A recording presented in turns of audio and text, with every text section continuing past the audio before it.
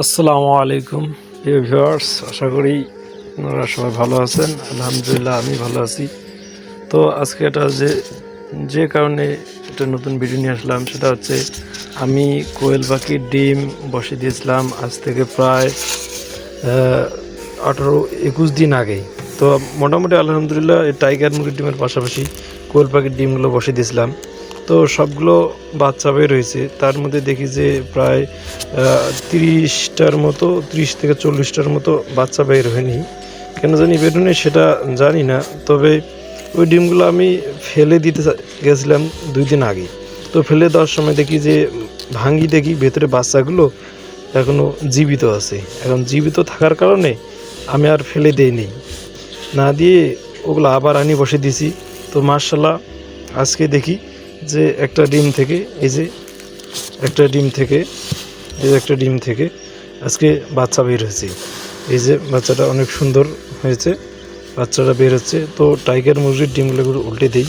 তো বুঝলাম না যে আজকে তো প্রায় এই ডিমগুলো বসে দেওয়ার আমার আজকে থেকে 21 দিন, 20 দিন, 21 দিন হচ্ছে।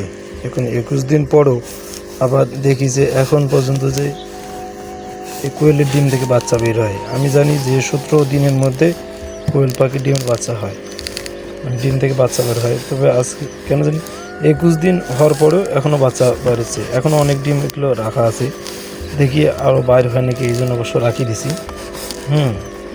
কারণ এগুলা ভাবছি যে যেগুলো টাইগারের ডিম আমার আরও 7-8 দিন যাবে। ভাবছি যে জায়গা আছে, এই জন্য ডিমগুলো ফেলে না দিয়া দেখলাম ভাঙি, দেখলাম যে জীবিত আছে বাচ্চা, বিধায় আর ভাঙি ফেলে না দিয়ে বসে দিছি। তো মার্শাল্লাহ দেখি যে বাচ্চা বাইর হচ্ছে। তো এটা অবিশ্বাস্যকর একটা বিষয় যে নির্দিষ্ট সময় পার হওয়ার পরেও এখনও কী জন্য যে মানে বুঝলাম না। আজকে প্রায় 21 দিন হলো, তাও যে কী জন্য বাচ্চা বের হচ্ছে।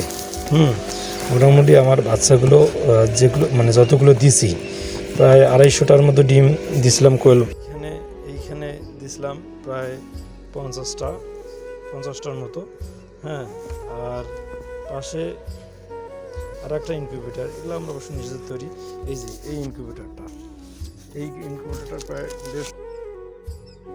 150-র মতো দিছি। তো এখান থেকে বাচ্চাগুলো বাড়িছে। এখন আজকে যে এই ডিমগুলো রাখছি, এই ডিমগুলো থেকে দেখি যে এই যে বাচ্চা বাইরেছে একটা। মার্শাল্লাহ দেখি এগুলো এখনও আছে, এগুলো তো বাইরে হয় নাকি।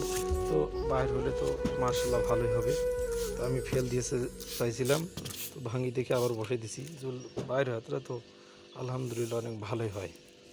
তো চলেন দেখি যে আমার প্রায় 3 দিন হলো ওই একই ডিম, 100 ডিম বসেছি, সেই ডিম থেকে বাচ্চা বেরো 3 দিন হলো। সে বাচ্চাগুলো আমি এখানে ব্রুডিংয়ে দিছি।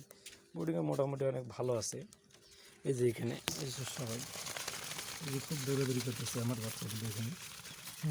আর নিজে ব্রুডিং করছি, আলহামদুলিল্লাহ এখানে ভালো আছে। তো দেখি এখনও অনেক বাচ্চা বেরোচ্ছে।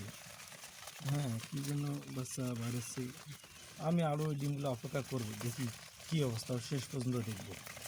তো আজকে এই পর্যন্ত। আল্লাহ হাফেজ, সবাই ভালো থাকবেন। আসসালামু আলাইকুম।